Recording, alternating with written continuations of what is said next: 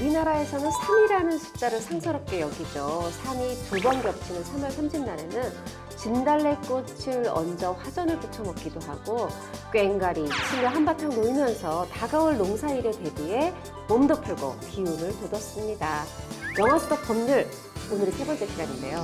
기분 좋게 3이 두 번 겹치는 33회를 만들어주시는 거는 여러분의 사랑, 여러분의 뜨거운 응원의 힘이라는 거 기억해 주시면서 오늘도 힘차게 출발해 보겠습니다. 저의 또 여러분의 법률 파트너시죠. 이조로 변호사 오늘도 나오셨습니다. 안녕하세요. 네, 안녕하세요. 반갑습니다.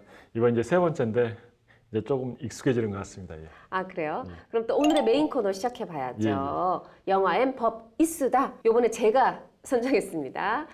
침묵인데요. 이 명품 배우 최민식의 모노 드라마예요. 또 최민식 씨 말고도 어떤 다양한 배우들이 대기 중인지 이런 자세한 얘기는 좀 이따 나눠보기로 하고요. 자, 이 영화에 유난히 법정신이 많아요. 예, 예. 법정에 워낙 자주 서시잖아요. 예, 예. 네, 이 변호사 보시기에 이 영화 어땠습니까? 그러니까 이 영화가 이제 법정신이 다른 영화에 비해서 굉장히 많은데 그 영화의 주제는 그 법률 영화라기보다는 아버지의 딸에 대한 사랑을 이야기한 것 같습니다. 그러니까 저도 이제 초등학생인 딸을 키우는데 아버지가 딸에 대한 사랑을 표현하기가 좀 어려워요. 근데 이제 지금 내용을 보시면 아시겠지만은 제가 임태산 주인공이라고 하면 어떻게 할 것인가 굉장히 고민될 것이고 그런 상황에 취하면 이제 제가 담배 끊은 지가 한 2년 정도 됐는데 이 작품을 보면서 그 끊었던 담배가 간절히 생각나는 작품이었습니다. 자, 영화 한번 보시죠.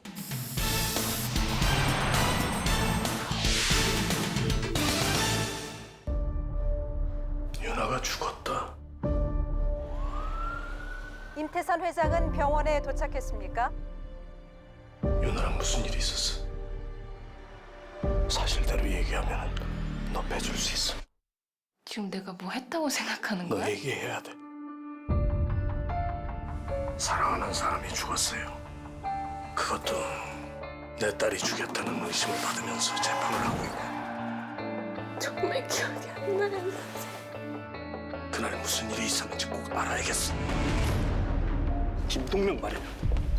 그 친구가 사건 당일 CCTV 간직하고 있어. 증거로 신청합니다. 최 변호사님, 제발 나 좀 도와줘.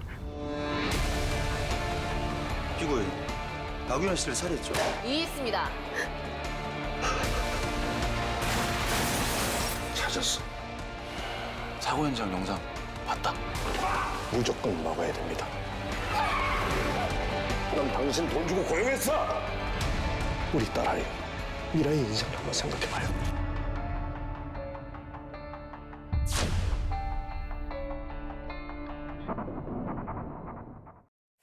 영화 예고편 보니까 재밌을 것 같아요. 그래도 아니 정말 법정이야말로 이 변호사님의 이 주활약 무대잖아요. 주종목인데 이런 분들이 영화 보면 이 영화에 조금 뭐 못마땅한 것도 좀 있었을 것 같은데. 제가 요즘 영화 보면서 느끼는 것 중에 하나가 너무나 영화가 친절하다. 그래서 구구절절하게 다 설명을 해주니까 영화 보면서 좀 상상을 해야 되잖아요. 상상력을 좀 뺏어가는 게 아닌가. 그래서 구구절절해지면 지루해질 면이 있어서 이 작품도 조금 너무 친절한 영화가 아닌가. 그래서 상상력을 조금 뺏어가는 영화가 아닌가라는 생각이 들었습니다. 아니 진짜 이 변호사님이 겨우 3회인데 지금 영화 보는 수준이 거의 평론가 같아. 아 저도 사실 같은 걸 느꼈어요. 특히 이 영화의 반전이라 할 수 있는 이 임태산의 비밀을 풀어주는 장면이 있잖아요. 아니 근데 왜 이렇게 친절한 거예요 정말. 우리가 맛있는 음식은 우리가 알아서 그냥 와구와구 막 먹잖아요. 근데 우리 감독님 왜 이렇게 떠먹여 주셔. 자꾸 왜 이렇게 떠먹여 주셔.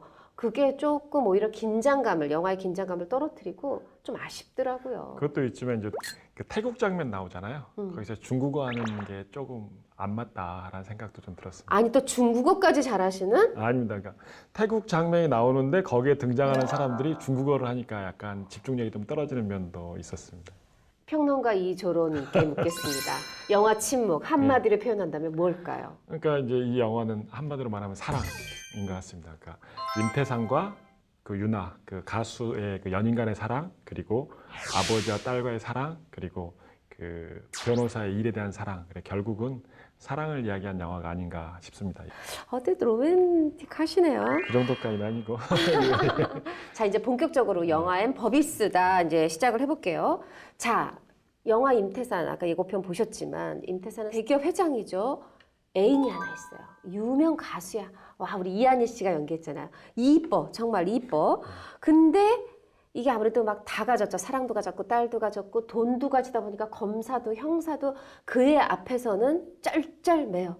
그렇게 쩔쩔매던 사람 앞에 아주 굉장한 엄청난 일이 닥치죠. 내 사랑하는 연인, 결혼을 앞둔 연인이 죽었는데 그 제1 용의자가 바로 내 딸이에요.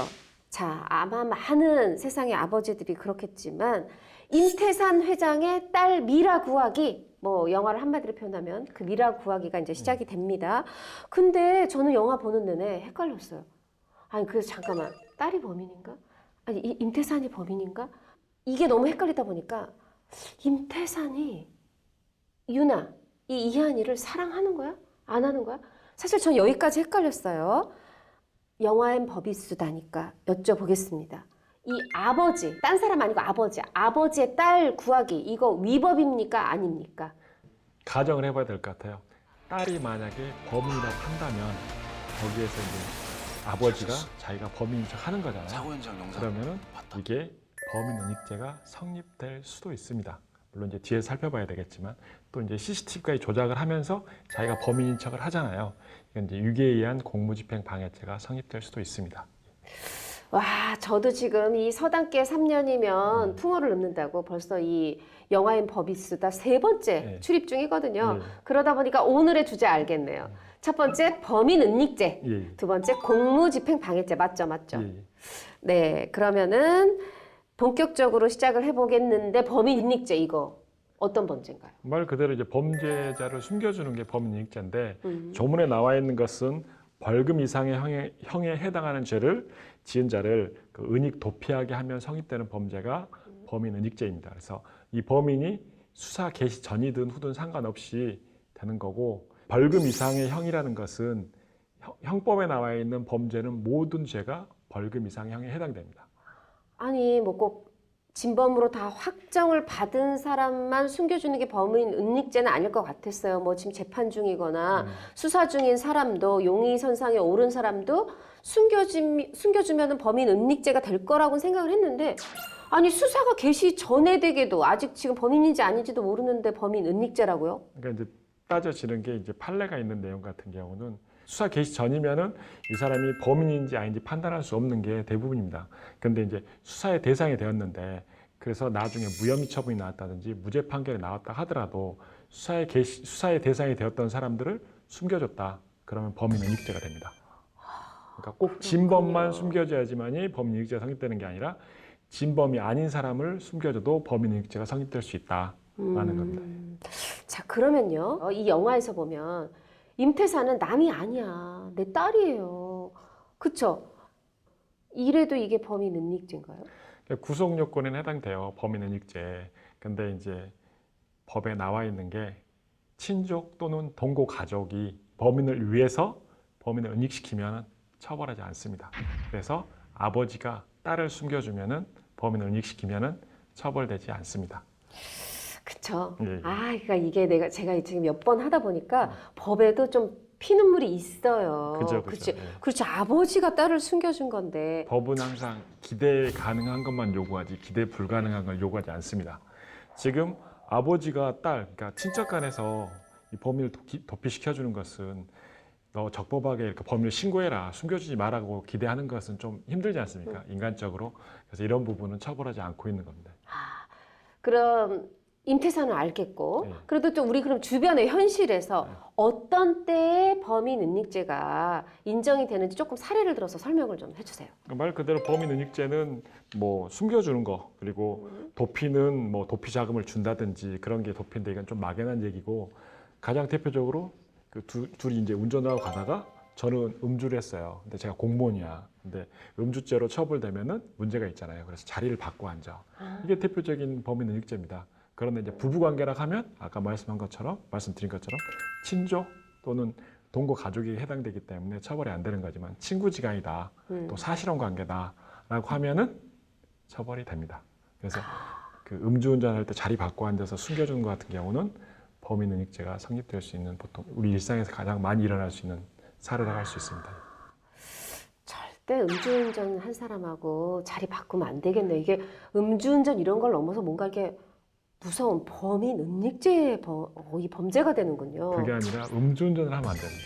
아, 그러네요. 네. 아유, 역시 현명하셔. 자, 그러면 또 제가 영화로 돌아와 볼게요. 이 임태산. 완전히 내 딸 구하려고 딱 증거 내밀어. 그랬더니, 그래, 네가 범인이야? 그러면서 갑자기 법정에서 우리 임태산이 탁 최 변호사님. 법정 구속이 돼요. 제발요 좀. 아니, 뭐 이럴 수도 있어요. 이렇게 막 재판 중에 막 이렇게 막 체포되고 이래요. 제가 이제 그런 거는 직접 본 적은 없어요. 보통 이제 그 법정 구속 되는 경우는 어떤 경우냐면은 판결이 선고됐을 때 그때 이제 불구속 재판을 받았던 사람들 경우 이제 뭐 징역이 나온다든지 금고가 나온다든지 거기서 바로 법정 구속이 되는 경우는 종종 봅니다. 또 한 가지 볼 수 있는 경우는 뭐냐면은 그 재판 중에 보니까 이 사람이 죄가 커. 상당히 도망갈 것도 같아. 그러면은 불구속 재판을 하다가 중간에 법정 구속하는 경우는 있어요. 근데 지금처럼 영화의 내용처럼 있다가 법정 구속하는 경우는 저는 본 적은 솔직히 없습니다. 근데 보통 법정 구속하는 경우는 이제 영장 발부를 법관이 하는 거기 때문에 그 법정 안에서는 그 재판장이 소송 지휘를 하는 거니서 문제가 있다 싶으면 법정 구속을 한다든지 또 뭐 검찰에서 이제 어떻게 해달라고 요청을 하면 그 법정 옆에 구속된 피고인이 대기하는 데가 있어요. 네네. 거기에 이제 교도관이 있으니까 그 교도관이 나한테 지시해서 법정 구속을 시키는 경우가 있습니다. 그러면은 이게 뭐 드물긴 하지만 완전히 뭐 불가능한 일은 아니네요, 이게. 진짜 지금 영화의 내용에 있는 사례처럼 증인 신문을 하다가 네가 범인이네 해가지고 법정 구속하는 경우는 저는 본 적은 없고 이론상으로 한다 하면은 아마 법정 구속을 하든가 그렇지 않으면은 그 수사기관에서 연락을 취해가지고 미리 법정 밖에서 수사관이 대기하고 있다가 긴급 체포를 하든가 뭐 그런 조치를 취하지 않을까 생각됩니다. 그랬을 때 그럼 이 딸은 아니 지금 이 아버지가 내가 범인이야 했단 말이에요. 그럼 이 딸은 어떻게 됩니까? 그러니까 내가 범인이야까지는 안 했어도 이제 그 과정에서 변호사님이 딸이 범인이 아니라 아버지인 임태산이 범인이라는 게 밝혀지잖아요. 사고 현장 CCTV 갖고 있지. 피고인 박윤아 씨를 살해했죠. 있습니다. 만져볼 수 없는 돈을 든다고. 그럴 때는 이제 검사가 그 기소를 했으니까 재판 중이잖아요. 근데 공소를 취소합니다. 기소를 취소해.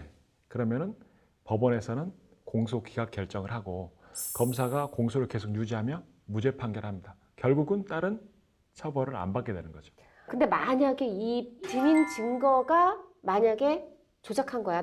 내가 막 지금 나쁜 짓 한 거야. 그러면 이 아버지는 어떻게 됩니까? 그러니까 제일 처음에는 이제 딸이 범인인 줄 알고 재판을 하다가 딸이 범인이 아니네? 그래서 무죄가 나왔다든지 공소 기각을 했어요. 그러면 아버지를 수사를 할 거 아니에요. 수사 중에 증거가 나와서 이 사람이 범인이 아니라는 게 밝혀지면 기소를 하지 않습니다. 불기소하는 거죠. 불기소 처분 많이 들어보셨죠? 그리고 만약에 수사해가지고 범인인 줄 알았는데 기소가 됐어요. 재판 중에 밝혀졌다? 그러면 검사가 공소 취소를 합니다. 그러면 법원에서는 공소 기각 결정을 해서 처벌하지 않고 공소를 계속 유지한다 그러면 무죄 판결을 받습니다. 결국은 아버지도 처벌되지 않는 게 되는 거죠. 아 뭐야 이거 사기야 사기. 와. 이런 경우는 이제 다른 원리 때문에 그렇습니다. 특히 이제 일사부재리 원칙 때문에 그렇습니다. 한 번 판결을 받으면 다시 판결을 받을 필요가 없다라는 거예요. 그게 헌법에도 나와 있습니다. 일사 한 가지 동일한 사실에 대해서는 아니 부자에다 다시 제자 다시 심리하지 않는다 이런 내용에서 무죄 판결이나 유죄 판결 그리고 뭐 면소 판결을 받았을 때 그거에 대해서 다시 추가적인 동일한 사실에 추가적인 뭔가 나왔을 때 다시 기소를 하면 안 된다는 내용이거든요. 그래서 딸이 공소 기각 결정을 받았을 때는 다시 기소해서 살인죄로 처벌받을 수가 있습니다. 근데 무죄 판결을 받았을 때는 처벌이 안 됩니다. 영화 속에서 딸이 공소 기각이 됐던 건가요? 무죄 판결을 받은 건가요? 아직 안 나왔습니다. 네. 안 나왔죠. 야, 이거 얘기하기가 힘든데 아니 근데 만약에 이게 무죄 판결 받은 거라서 일사부재리로 딸도 무죄, 아빠도 무죄라고 하면 아니 뭐야 죽은 사람은 있는데 처벌받을 죄인은 없어요. 벌을 받을. 그럼 뭐야, 우리 죽은 예쁜 이한희 씨만, 이 유나만 억울하네요, 이거. 아니, 아버지라서 살인 은닉죄는 아니야. 일사부재리라서 살인죄도 피해가. 아니, 우리 죽은 유나만, 우리 이한희 씨만 이거. 억울하다, 이거. 좀 억울한 면이 있죠. 이제 법에서는 이제 그래서 그 무죄 판결을 하지 않고 공소 기각 결정을 해서 다시 처벌받게 하는 경우가 있는데, 저도 이한희 씨 나왔을 때 생각보다 연기를 잘한다, 기대했던 것보다라는 생각이 들었어요. 엄마 안 닮았어. 미안하다. 그렇게 싫었다면. 나랑 미라랑 잘 지내면 너무 행복하지. 미라라고 불러도 됐지? 근데 미라가 나 잠깐 보자는데. 미라가? 그 범죄도시에서 윤계상 씨 연기가 굉장히 눈에 띄었었는데, 연인이어서 그런지 그 이한희 씨도 연기를 굉장히 눈에 띄게 잘하는 것 같아요. 그래서 예. 좀 더 오래 나오길 바라셨구나. 저는 이제 반대로 사망하는 사람이 딸이고 살인은 그렇게 바뀌지 않을까라는 생각도 한번 해봤었는데, 저의 생각일 뿐입니다. 예. 오, 대단한 팬심. 이한희 씨 보고 계신가요? 그러면 뭐 그렇다 해도 그거 있잖아요. 그 증거는 조작했으니까 그건 처벌되는 거죠. 그러니까 이제 범인 은닉죄는 이제 친족간 그것 때문에 처벌이 안 되는 거고, 그 CCTV로 조작을 해서 자기가 범인인 것처럼 하는 것은 그 위계에 의한 공무집행 방해죄로 처벌될 수가 있습니다. 근데 이제 좀 구체적으로 살펴봐야 되는 내용이긴 하지만은, 보통 공무집행 방해 생각하면 정당한 공무집행하는 사람들을 폭행 협박하면 그 공무집행 방해죄가 성립된다고 생각하는 사람들이 많이 있는데, 그것도 맞습니다. 근데 위계, 속여서 공무집행을 방해하면은 공무집행 방해죄가 성립됩니다. 처벌 수위도 똑같습니다. 대표적인 예가, 예를 들어 음주운전 하는데, 음주 측정을 하는데 혈액으로 검사하는 경우 있잖아요. 네네. 제가 이제 음주 측정을 해야 되는데 제 피가 아니라 다른 사람 피를 주면 이것도 이제 그 유기한 공무집행 방해가 되는 거고, 뭐 필로폰 검사를 한다 하면 소변 검사 많이 하잖아요. 제 소변이 아니라 다른 사람 소변, 이런 게 이제 유기한 공무집행 방해죄가 되는 겁니다. 아니, 저 엉뚱한 얘기인데 다른 소변 얘기하시니까 이 국민학교 다닌 시절의 사람들은 우리 체변봉투 냈었잖아요. 그때 진짜로 다른 빌려서 친구 거.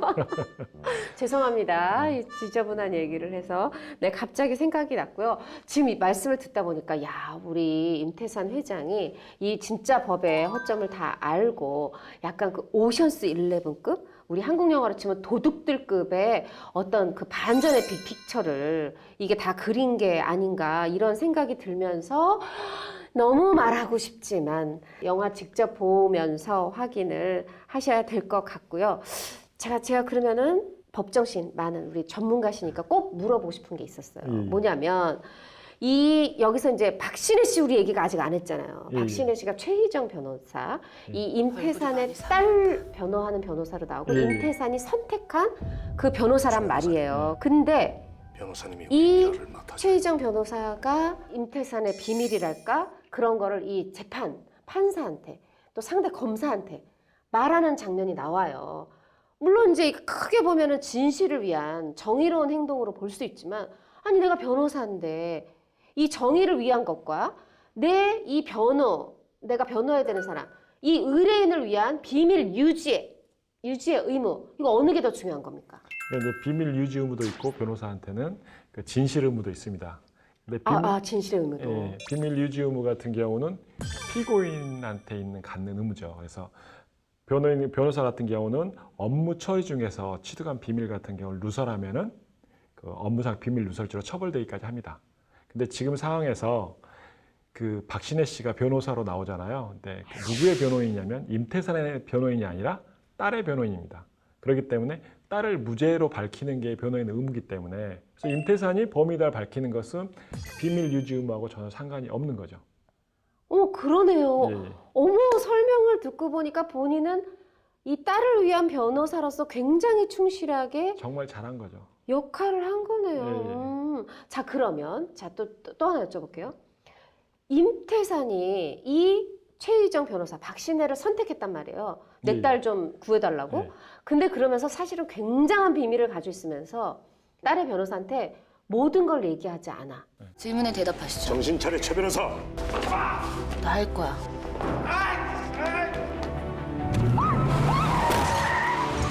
미라는 죄가 없다는 확신을 가지고 있습니다. 그죠? 예. 요거는 뭐 이렇게 위법 이런 거 아니에요? 그런 거 아닙니다. 자기가 다 안 밝힌 건데 실질적으로 소송을 하다 보면 의뢰인들이 있는 사실 그대로 다 말 안 하는 경우가 굉장히 많이 있습니다. 아니 그럼 다 말 안 하면 네. 진실을 뭘로 밝혀 나가세요? 무엇을 알고 변호를 하시는 거예요? 그러니까 이제 그 사람 말을 일단 의뢰인 말을 믿는데 이런 부분은 기억이 안 난다라고 말하는 경우도 굉장히 많고 제가 볼 때는 분명히 기억하고 있을 것 같은데 기억이 안 난다. 뭐 증거가 있을 것 같은데 증거가 없다. 뭐 그런 거 불리한 것 같은 거 말 안 하는 경우도 굉장히 많이 있습니다. 아니 내 편이 아니라는 약간 그런 느낌이 들 것 같은데 그럼에도 불구하고 변호인은 의뢰인을 위해서 이렇게 충실히 변호를 하게 되는 게 그게 직업인 건가요? 예, 예.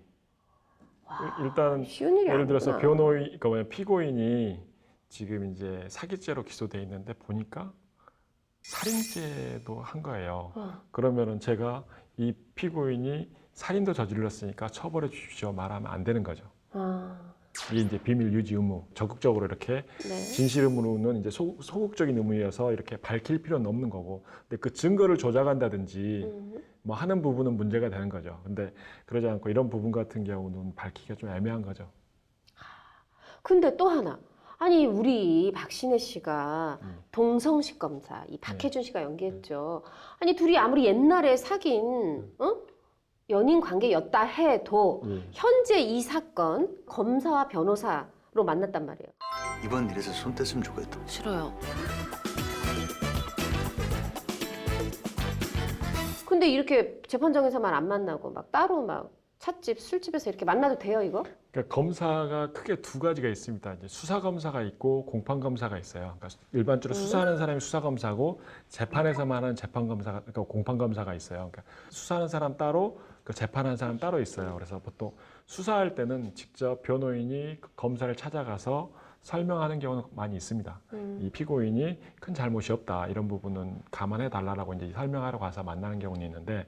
공판 검사를 따로 만날 일은 별로 없는 거죠. 지금 저 같은 경우도 재판을 하다 보면은 그 아는 판사가 있는 경우가 있어요. 안면이 있는 판사. 그 전에는 가끔 연락이라도 한번 하던 판사라 하더라도 사건이 진행되면 아예 연락을 안 하죠 서로. 그게 최소한 A인 거죠. 그치? 서로 부담을 주니까. 그럼 봐봐 예인데 지금 여기서 동성식은 수사 검사이자 공판 검사예요. 맞죠? 수사 검사이자 공판 검사인 것 같습니다. 네. 그런데 공판 검사를 만났어. 그럼 이거는 법으로 처벌되는 건 아니에요? 문제가 좀 있을 수 있는데 영화니까 그런 경우는 제가 보통 저라고 하면 제가 이제 그 박신혜 씨 입장이라고 한다고 하면 저는 연락을 안 하죠. 그리고 서로 연락도 안 받고 서로 안 만나는 게 그 국내 신뢰에 대한 거니까 안 만나는 게 좋은데 영화니까 극적인 요소를 살리기 위해서 만난 것 같습니다. 그런 일은 거의 없습니다. 자, 그럼 제가 묻지 않을 수 없습니다. 네. 혹시 변호사님께서는 어떤 이 의뢰인의 비밀 유지 의무와 진실의 의무 사이에서 갈등해 보신 적 없어요? 그런 경우 가끔 있습니다. 봐보니까 이 사람이 부인을 하는데 다른 증거상으로는 너무나 명백한 거예요. 그럼 이제 말을 하죠. 자백을 해라 라고 말을 하는데 도저히 이걸 할 방법이 없다라고 하면 이제 사임을 하는 경우가 많이 있습니다. 안 맞다고 사임을 하죠. 혹시나 지금 모든 진실을 다 말하지 않으시고 이렇게 너무 반듯한 이미지로 본인을 메이킹하신 건 아니라고? 반듯한 게 아니라 제가 이제 성격이 단순해서 복잡한 걸 싫어해서 아예 그냥 정확히 이런 거 밝히고 가자. 그렇지 않으면은 뭐 힘들다라는 얘기를 분명히 하는 거죠.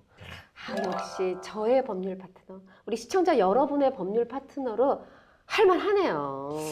근데 정말 그때는 정말 갈등이 많이 돼요. 저희들도 이제 그런 사람들을 위해서 이제 변호를 분명히 하긴 해야 되는데 너무나 사실과 다른 내용을 이야기해서 이제 보호를 한다는 것이 조금 이렇게 서면을 쓰려고 해도 써지지가 않는 부분이 있습니다.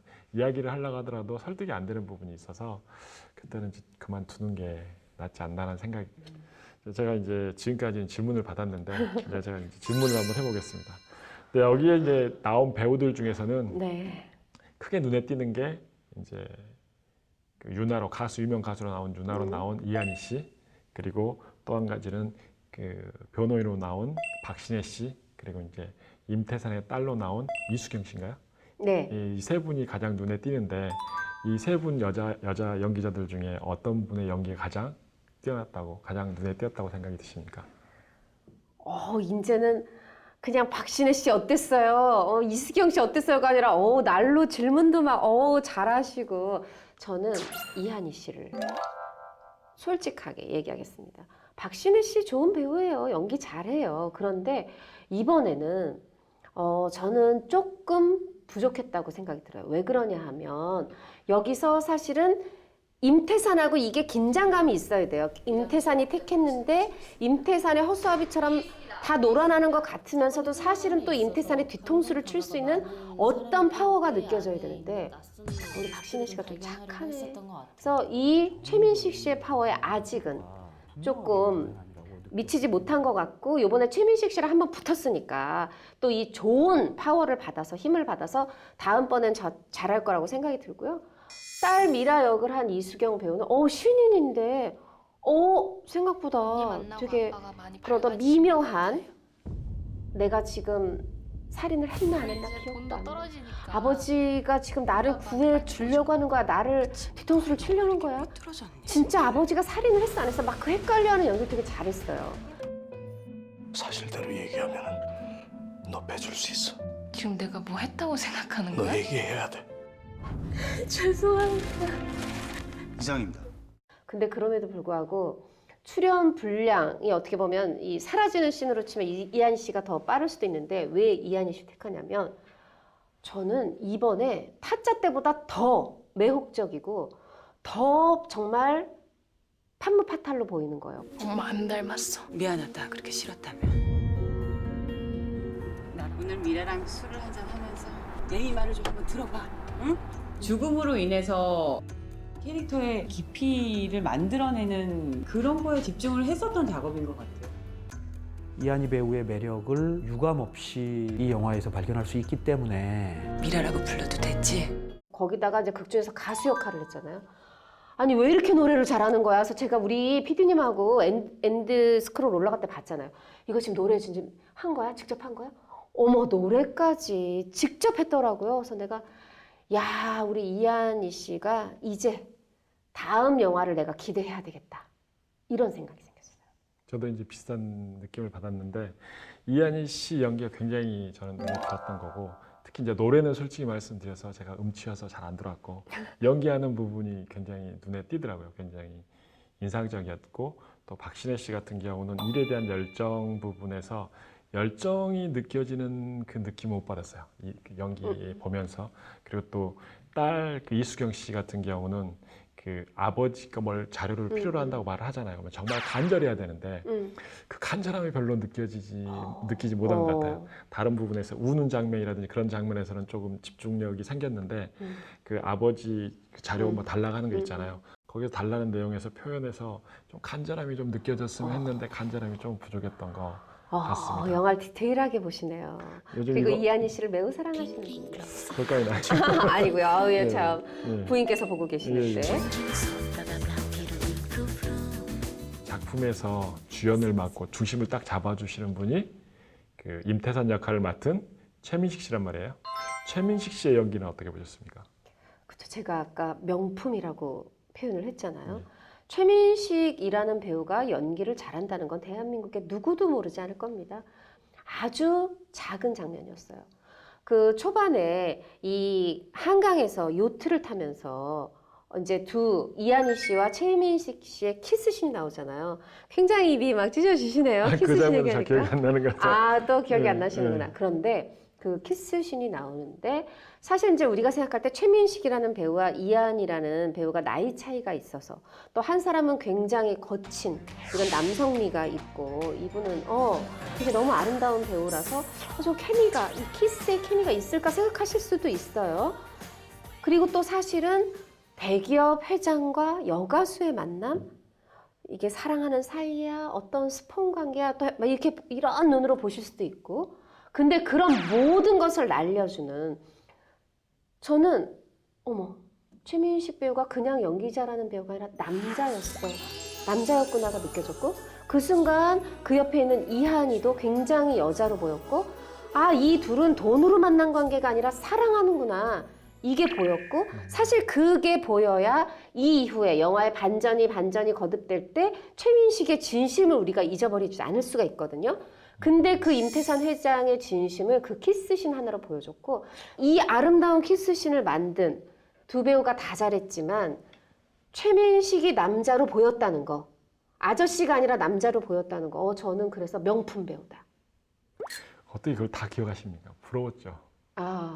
아니다. 부럽지 않았습니다. 아니, 부러웠고요. 근데 저 같은 경우는 임태산 역할, 그러니까 최민식 씨 비서로 나온 조한철 씨인가요? 네. 그분의 연기가 좀 눈에 띄었던 것 같아요. 조한철 씨, 저도 연기 좋았다고 생각이 들고 특히 법정에서 증인으로 섰을 때 예. 임태산 씨를 어떻게 생각하십니까? 제 은인이라고 생각합니다. 사실 이 맥락상에서는 지금 뭐 임태산 회장한테 돈을 받았거나 화수인이어서 무조건 거짓말하는 분위기여야 되는데 저 사람 진짠가 봐. 은인인가 봐 진짜.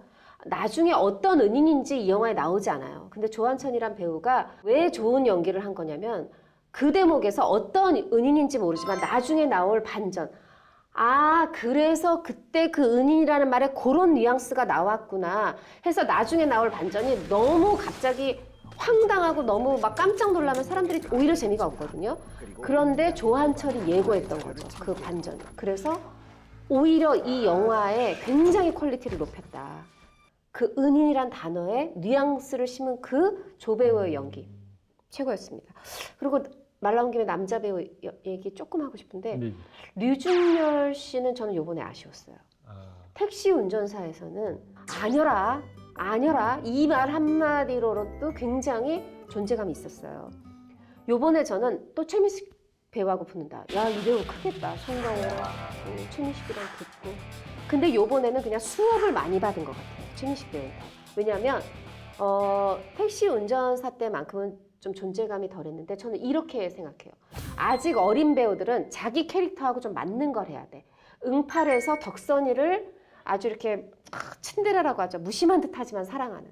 근데 여기서는 이 가수 박유나 가수를 너무 좋아하다 못해 막 약간 이 사람이 정상이 아니야 헷갈리는 굉장히 심한 극렬 팬을 연기했잖아요. 사고 현장 영상 봤다. 근데 유나가 아주 우아하게 얘기하더라고. 너 내가 CCTV 영상 주면 나 어떻게 하려고 그러지? 김동명한테 전화가 와 있습니다. 류준열이 여기서 참말도 했다 거짓말도 했다는데 이게 저는 제가 류준열 배우를 좋아해서 그러는지 그 약간 정상과 비정상을 오가는 그 연기가 아직은 좀 안 오더라고요. 그거는 제 팬심 때문이기도 할 거고 류준열 배우 당신 조금 더 커야 될 것 같아요. 그런데 한 명 칭찬해야 돼. 우리 동성식 검사 이 박혜주. 전 사실 이 배우가 사람들이 요새 주변에서 그러는 거예요. 후배 그 기자들이 지켜보셔야 돼요. 이 배우 내일이 클 것 같아요. 괜찮은 배우. 뭐지? 이번 영화 보면서 와 박신혜보다 동성식이 커 보이고 특히 그 편의점에서 임태산하고 만났을 때 검찰총장 한번 하셔야지. 이거 완전 또래 얘기가. 갑자기 자기가 범인이라고 자수하는 사람이 나타났어. 임태산이 전부 돈으로 산 거지. 피고인은 피해자 박유나 씨를 싫어했죠. 좋아하진 않았습니다. 차로 쳐버리고 싶을 정도로. 이해했습니다. 인정합니다. 이 탁 에너지가 부딪히는데 전혀 밀리지 않고 완전히 최민식 잡아먹을 것 같더라고요. 근데 정말 그 영화를 보면서 그 배우들 그 연기가 눈에 들어오는 게 그분이 연기를 잘하는 건지 눈에 안 들어오는 게 연기를 잘하는 건지는 저는 솔직히 잘 모르겠어요. 흐름에 따라 쭉 가니까 그 사람이 기억이 안 되면은 너무나 연기를 잘했기 때문에 자연스러워서 기억 못 할 수도 있잖아요. 그래서 어떤 게 연기를 잘하는 건지 잘 모르겠는데 분명한 것은 기억에 남는 배우는 이한희 씨하고 조한철 씨였다. 저는 개인적으로. 이한희, 조한철 씨 동의합니다. 네. 근데 이 전번에 이제 그 대장 김창수 예측하셨잖아요. 예측이 약간 틀린 부분이 있는데 지금 이제 이 침묵이라는 영화를 예측하신다면 점수로 흥행 점수로 또는 그 관객 동원수로 예측하신다면 어떨 것 같습니까? 아, 그때 제가 이제 뭐 200만, 희망으로 300만도 좀 부탁드려야 했는데 역시 제 희망일 뿐이었고 그때 너무 틀려서 사실 이 녹화 시작 전까지 계속 변호사님한테 놀림을 당해서 이번에는 흥행 관객수 말 못하겠고요. 점수로 하겠습니다. 그래서 자신 있게 한번 해보세요. 아니, 점수로 하겠습니다. 점수로 저는 7.8점, 10점 만점에 7.8 정도. 7.8 정도 되면은 몇 명 정도가 동원됩니까? 뭐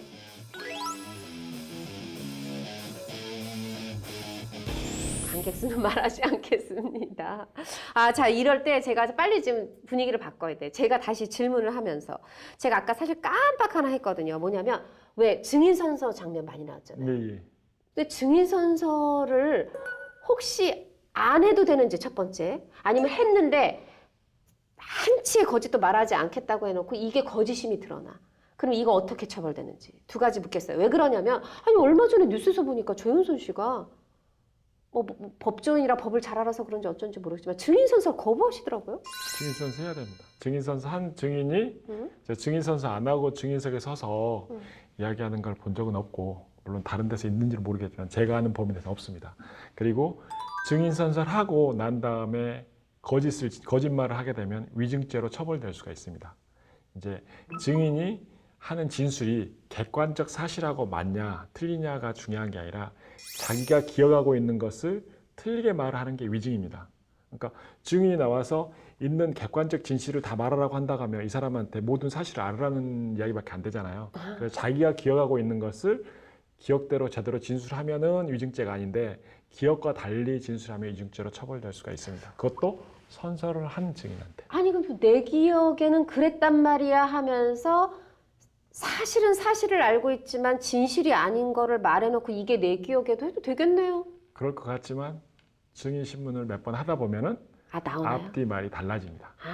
그래서 이제 보통 증인 신청을 한 사람이 검사가 증인 신청을 하면 검사가 먼저 신문을 하고 변호인이 증인 신청을 하면 변호사가 먼저 합니다. 그래서 먼저 하는 증인 신문을 주신문이라고 하고 그 다음에 하는 신문을 반대 신문이라고 해서 이렇게 왔다 갔다 하다 보면은 처음에 했던 말과 뒤에 했던 말이 달라지는 경우가 있습니다. 그러니까 기억은 분명히 뭔가를 봤다라고 말을 자기가 기억하고 있으니까 봤다라고 말을 하면 계속 봤다라고 이야기해야 되는데 자기가 이제 조작을 하려고 거짓말 하려고 보면 이때는 봤다, 그 다음에 가서는 안 봤다. 뭐 그렇게 되면은 위증이 되는 거죠. 아니 그러니까 또 다시 묻겠습니다. 증인선서 그럼 거부할 수 없는 거예요? 거부하면 벌 받아요? 증언 거부할 수 있는 경우가 있습니다. 뭐 형사처벌 받는다든지 친인척 관계라든지 하면 거부할 수가 있는 경우가 있고 특히 이제 그런 증언 거부권이 없는 사람이 증언을 안 하면은 과태료 처벌도 받습니다. 야 역시 오늘도 이 변호사 이 속 시원한 후련한 답변 너무 감사했고요. 제가 좀 집요하게 물었더라도 무식해서 그런 거니까 이해해 주시고요. 근데 지금 이제 여기서 영화 속에 나오는 경우는 현실에서 발생하지 않는 경우 굉장히 많아요. 그래서 직접 안 해본 경우, 접해보지 않은 경우 굉장히 많아서 꼬치꼬치 물어보시면 대답하기 곤란할 때가 굉장히 많이 있습니다. 죄송합니다. 곤란하게 드려서 죄송하고요.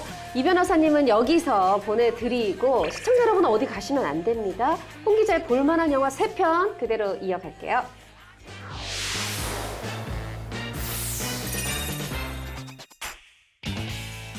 이런 분들 모이십시오. 날이면 날마다 오는 범죄 영화가 아닙니다. 하나, 핏빛 액션은 그만, 이제 나도 웃고 싶다. 둘, 나느냐 귀엽고 사랑스러운 마요미 마블리 팬. 셋, 침묵에서 이안이 멋있더라. 한 편 더 볼까? 다 모이셨으면 공개하는 영화의 제목 브라더. The eastern country of manners, Korea. The home of the true tradition, Ando. And there was the infamous Rude Brothers.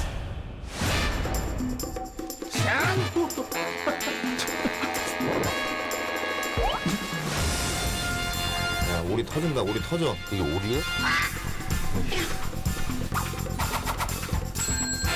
이 현판으로 말씀드릴 것 같은데 그럼 이거 얼마 정도 할까? 목판도 없어져 지금도. 에휴, 저 약골. 너 사수할 때 나 한 번에 대학 갔다고 두들겨 패가지고 나 그때 잠깐 죽었어. 내가? 너 지금 청문회 나왔냐? 기억이 계속 안 나? 동의서만 받아오면은 독일 지사장 자리도 약속하고. 네 아버지가 그렇게 가르치니? 형한테 그렇게 막대하라고? 뭐 부딪혔지? 기스날 뻔했잖아요.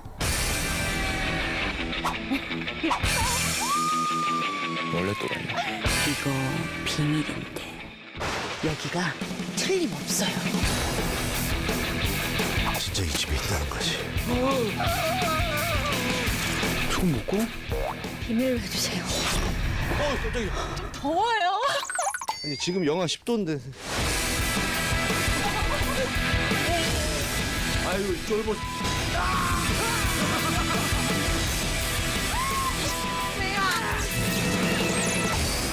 다리 치워라.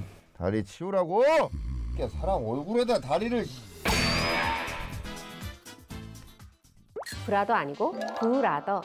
옥신각신 아웅다웅 작정하고 웃기면 당해낼 자 없는 막강 코믹 형제를 소개하자면 형은 마동석, 동생은 이동휘. 마동석은 커다란 몸과 넘치는 근육으로 배꼽 잡는 신체 개그. 이동휘는 촌철살인 애드립으로 가볍게 헐헐. 이한이는 무슨 역이냐고요? 아, 그건 비밀. 모르고 봐야 재미. 알면 예매 취소. 일단 무지하게 예쁘다는 건 보장. 영화 김종욱 찾기 뮤지컬로 만들어 대학로 흥행의 손이 됐다는 정유정 감독. 이번엔 연극 형제는 용감했다를 영화 브라더로 만들었는데 이번에도 성공일까? 다시 말하지만 마동석 팬이면 무조건 콜. 가족끼리 볼 영화 없어 고민이었다면 예매. 아, 난 심판은 싫어. 아니 무슨 코미디도 꼭 교훈적이어야 돼? 비판의식 투철한 분들은 패스해주세요. 그럼 너 홍종서는 어떠냐고요? 엄마를 그립게 하는 영화니까 난 좋아.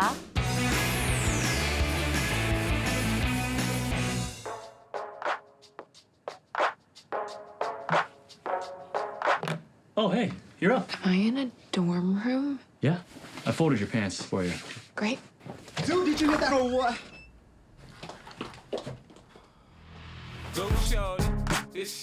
Stop global warming. You sneaky little biatch. Maybe you should switch to water next time. Super helpful. Don't be late to the party tonight. Okay, bye. Bye. Tree, happy birthday.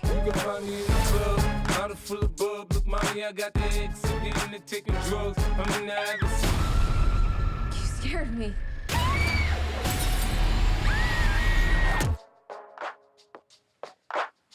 Hey, you're up.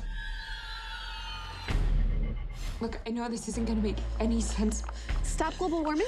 I feel like I'm losing my mind.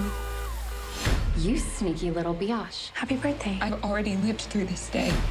Somebody's gonna kill me tonight. So you get in here now.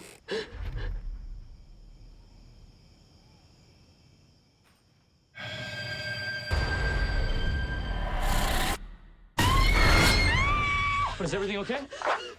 Shut up! Shut up! Shut up! Assuming that I believe any of this is even possible. Sprinklers. Car alarm. The way I see it, you have unlimited amount of lives, unlimited opportunities to solve your own murder. So I'm supposed to keep dying until I figure out who my killer is? You want to live to see tomorrow, right? Whoever's killing you knows it's your birthday. Pretty much the entire school knows. These are signs of major trauma. You should be dead. You relive the same day over and over again. Kind of start to see who you really are.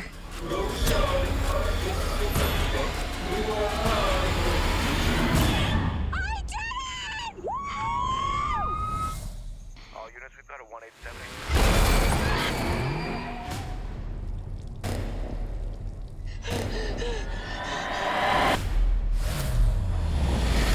Oh.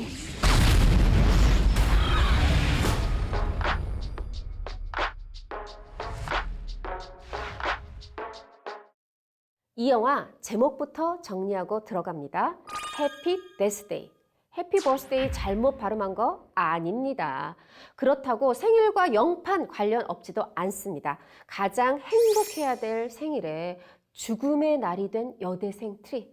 그것도 한 번 죽는 걸로 모자라 다시 깨어나면 생일, 다시 또 깨어나도 살인마가 나를 노리는 그런 생일. 돈이다가 아니지만 해피 데스데이 북미 박스오피스 1위에 오르며 제작비 대비 11배를 벌여들였다고 하니 야 정말 제작 투자하신 분들 입이 귀에 걸렸겠어요. 여러분 누가 싫으면 만나서 좋은 일 없으면 6번이나 계속 만날까요? 해피 데스데이의 감독 크리스토퍼 랜던과 제작사 블룸하우스의 만남 벌써 6번째입니다. 블룸하우스로 말할 것 같으면 올해만 해도 23 아이덴티티, Get Out. 재기발랄한 소재와 연출로 사랑받고 있는 스릴러 영화의 명가죠. 랜던은 트랜스포머 샤이아 라보프에게 전자발찌체였던 영화 디스토피아의 각본, 또 블룸하우스와 함께한 파라노멀 액티비티 시리즈로 승승장구 중인 감독이고요. 당신이라면 매일 반복되는 살해의 위기 어떻게 피하시겠습니까? 여주인공 트리는 어떻게 대처할까요? 공포 영화에선 금발 미녀는 무조건 죽는다. 이 문법이 이번에도 지켜질까요? 스포 아닌 스포. 오늘이 마지막인 것처럼 기왕 죽을지 모르는 오늘 시간을 즐기며 살기로 한 트리가 전신 누드로 캠퍼스를 걷는 장면. 이 영화의 하이라이트인데요. 단순 호러 영화가 아니라 이제는 호러도 재미로 즐기자 호러 트레이닝 영화라는 호평을 듣는 이유 직접 확인해 보세요.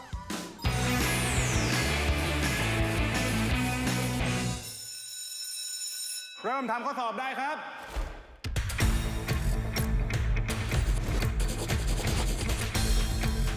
นักเรียนดีเด่นม .1 ถึงม .3 แข่งขันตอบปัญหาคณิตศาสตร์ นี่ขนาดเรียนพิเศษเป็นอาทิตย์แล้วนะ แม่งก็ยังไม่รู้เรื่องเหมือนเดิมอะ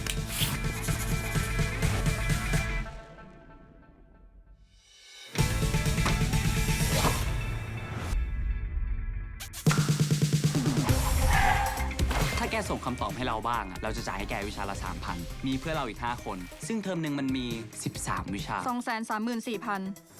เราจะใช้เพลง 4 เพลง เป็นโค้ดแทนกอ เอาเข้าจริงๆเนี่ยพอไล่เธอออกได้เดี๋ยวนี้เลยนะ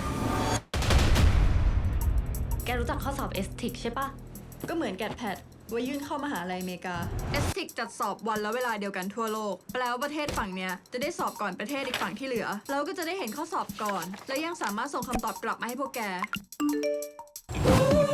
ถ้าตกลงเราต้องทำอะไรบ้าง เรากับแกต้องเดินทางไปสอบ STIC ที่ซิดนีย์ออสเตรเลียด้วยกัน แล้วเราจะได้เท่าไหร่ 1,000,000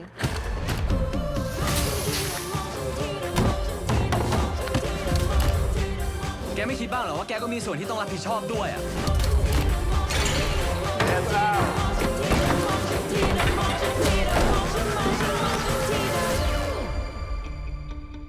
국민 여러분, 옹박 이후 오랜만에 태국 영화가 한반도를 가득할 것으로 예상되고 있습니다. 기상예보 아니고요.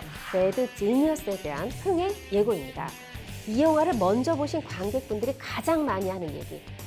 오, 신선한데 세계적 영화 비평 웹사이트 로튼 토마토.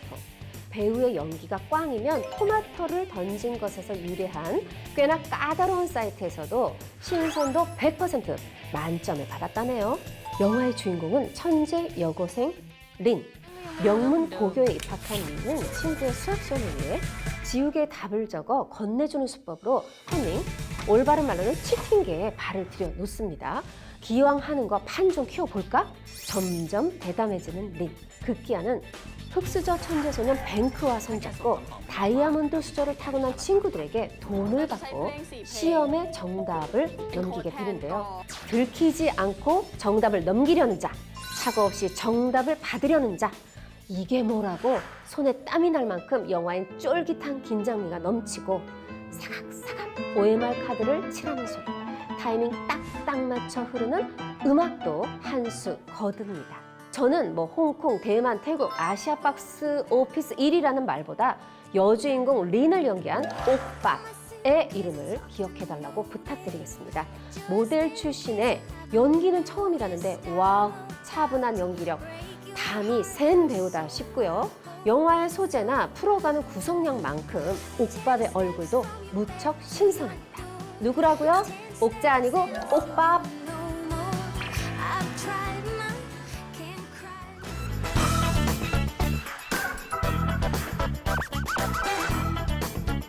영화 속 범죄 세 번째 시간, 오늘은 영화 침묵을 중심으로 범인 은닉죄에 대해 심도 있게 알아봤는데요. 재미있게 보셨나 모르겠습니다. 다음 주에는 더 풍성한 얘기들로 찾아오겠습니다. 고맙습니다.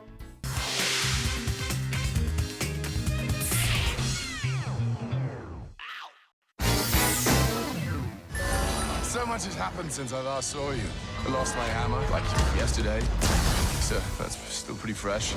Hela, the goddess of death, has invaded Asgard. And you and I had a fight recently. Did I win? No, I won, easily. Doesn't sound right. Oh, it's true. Oh, I've missed this. I thought you'd be glad to see me. Need to stop her here and now to prevent Ragnarok, the end of everything. So we're putting together a team, like the old days. Surprise! This will be such fun. Here we go! I'm not a queen or a monster. I'm the goddess of death. What were you the god of again?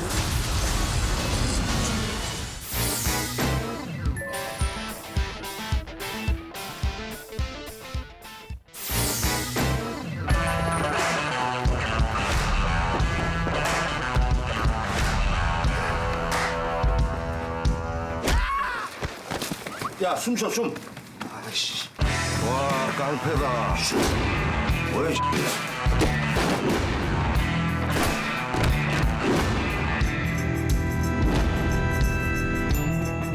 넌 누구야? 돈 받으러 왔는데 뭐 그거까지 알아야 되니? 이름이 장수첸이라고. 소속사를 죽이고 조직을 통째로 먹었답니다. 어떻게? 내 돈을 누가 갚을래? 총 몇 명이야? 파스된 것만 26입니다. 자, 오늘 장첸 무조건 잡아야 돼. 실수하면 안 돼. 밤을 새더라도 오늘 안에 꼭 잡아야 돼, 무조건. 조금이라도 말 새나가면 이 다 도망간다니까. 각자 포션 정확하게 지켜야 돼. 오케이. 왔다. 도끼 꺼내라. 왜 같은 동포들끼리 못 잡아먹어서 안다, 야, 얘들아. 하지만 그 새끼는 어딨냐? 누가 있어, 누구야? 순서소명 무슨 소리 저거? 잡으면 되지, 씨. 준비해. 얘는 그 돈 갚기 전에 죽고 싶거든 못 죽는다. 알았어? 야, 장첸 어디 있어? 장첸 어디 있어?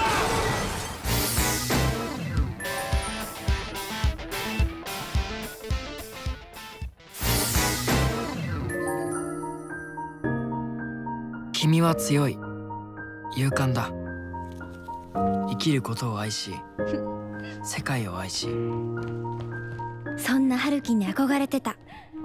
誰とも関わらないでたった一人で生きている強い春樹に。私が死んだら私の膵臓君が食べてもいいよ。膵臓？人に食べてもらうとね、魂がその人の中で生き続けるんだって。君は本当にすごい。白状すると僕は君になりたい。私ね、春樹になりたい。春樹の中で生き続けたい。いや、こんな言葉じゃ100並べても言い足りない。ううん、そんなありふれた言葉じゃダメだよね。僕は本当は、私はやっぱり君の膵臓を食べたい。